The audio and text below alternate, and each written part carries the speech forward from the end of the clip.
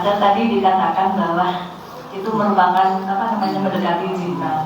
Nah, yang saya tanyakan sejauh mana yang boleh atau rambu-rambu yang boleh dilakukan oleh ibu-ibu tersebut dan yang tidak boleh sejauh mana. Terima kasih. Assalamualaikum warahmatullahi wabarakatuh. Baik Ibu, bagus sekali pertanyaannya. Kalau gimana Ibu yang berkegiatan di luar, bisnis, pasti ada pergaulan dengan lawan jenis. Memang kalau kita ini biasa-biasa aja ini sangat berbahaya.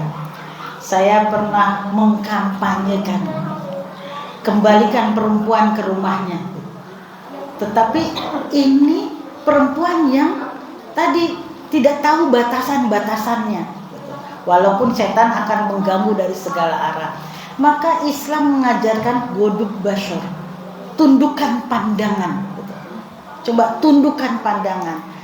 Bapak-bapak yang mengizinkan istrinya bekerja di luar, maka harus mengingatkan terus, lebihkan perhatian kepada istri. Lagi apa, di mana, sedang apa.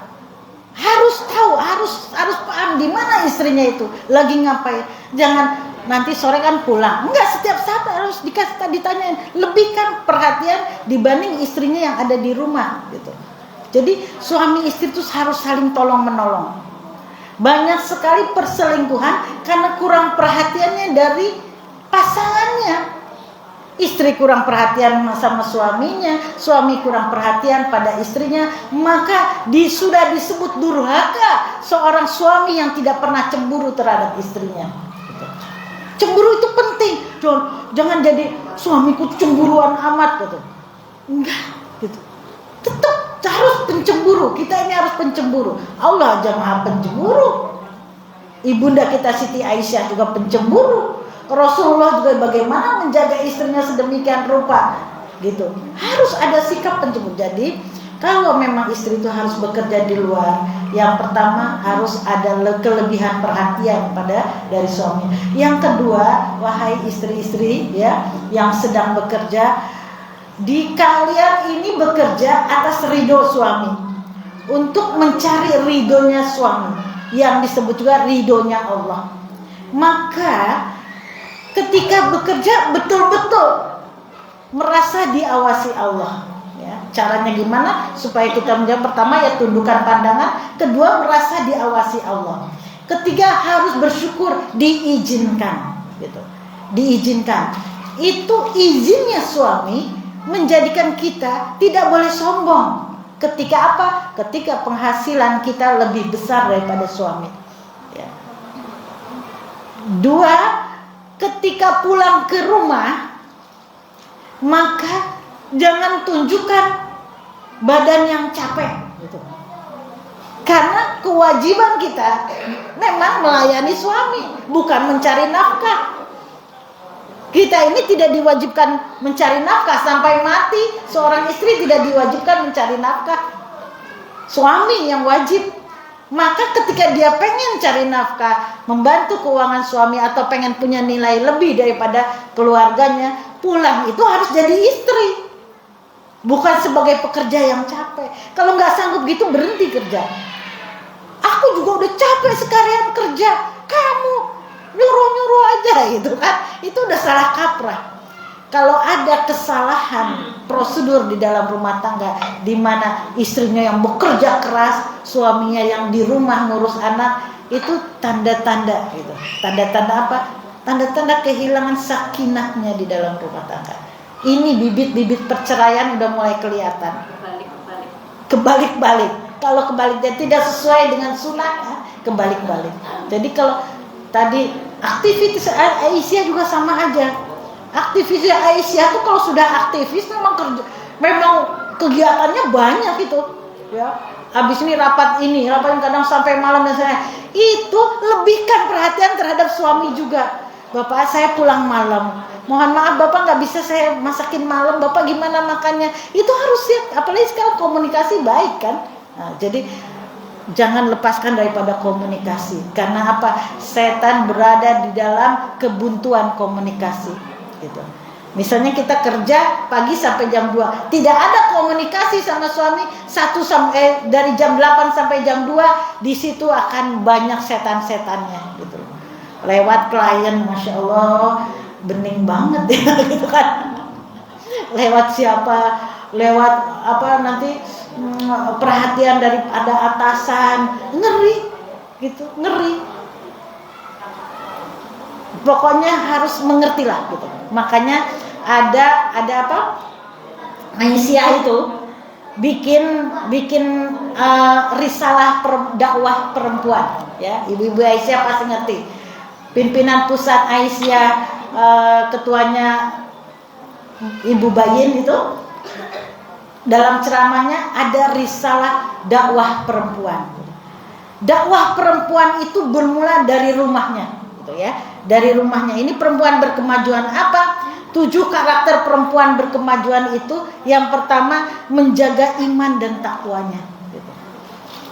Walau sebaik-baik kita, sehebat-hebat kita, cari uang pinter, dandanannya bagus, aktivis, rajin menolong orang, kalau tidak ada iman dan takwanya, habis itu semua gitu.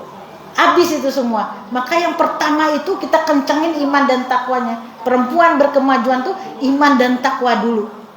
Kuatin kita, kuat nggak iman kita untuk menjadi aktivis? Kuat nggak?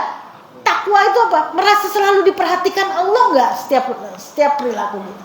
Gitu ya. Pertama, karakter perempuan berkemajuan itu iman dan takwa. Kedua apa? Taat beribadah.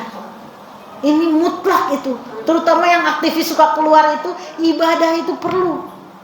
Karena apa? Kita akan digoda oleh aktivitas yang banyak sehingga lupa dalam beribadah. Yang ketiga apa? Akhlakul karimah. Jangan kita aktivis, kita dakwah, tapi apa? Kerjaannya mencaci-caci orang, mulutnya nyakitin aja gitu.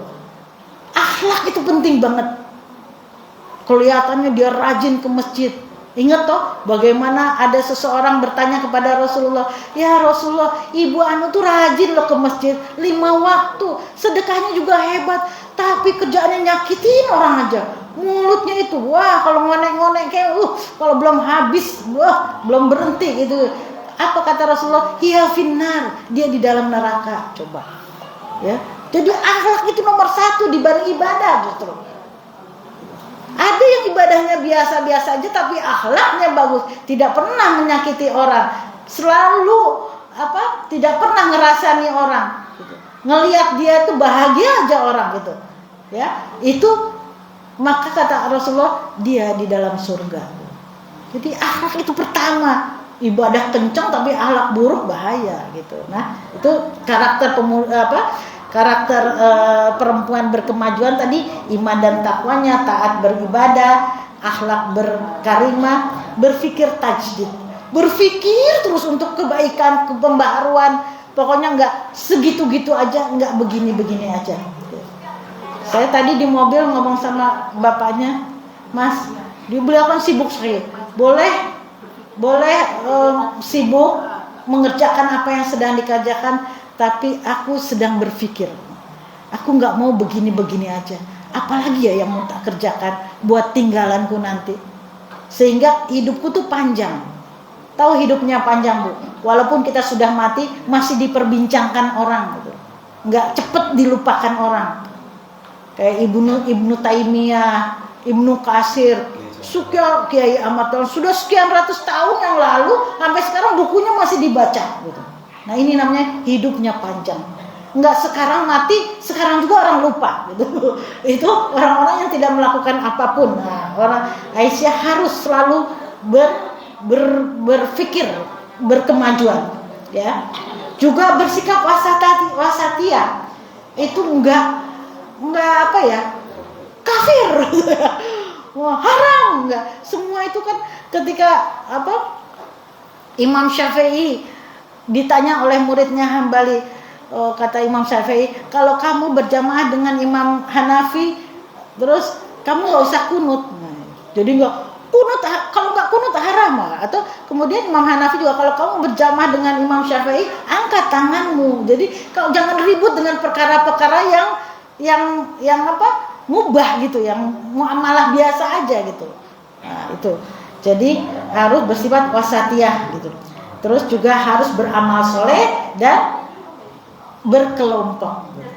Karena wal takum minkum ummatun yad'una ilal khairi wa ya'muruna bil ma'ruf wa yanhauna 'anil munkar. Selalu berkelompok, karena orang yang berkelompok itu pasti lebih kuat dalam dalam berdakwah. Demikian Ibu, mudah-mudahan bisa menjawab. Ya, terima kasih. Atas Bapak Ibu yang kami hormati, Nun Sewu kalajengaken anjara ingkang kosikawan jeung punika warna sari. Ingkang sepisan sambutan saking pimpinan cabang ISIS. Pramila dumateng Ibu Jenderal Zahirah.